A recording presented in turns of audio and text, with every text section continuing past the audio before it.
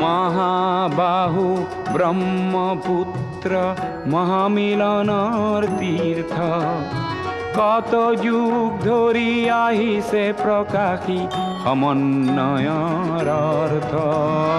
মহাবাহু ব্ৰহ্মপুত্ৰ মহামিলনৰ তীৰ্থ কত যুগ ধৰি আহিছে প্ৰকাশী সমন্বয়ৰ অৰ্থ মহাবাহু ব্ৰহ্মপুত্ৰ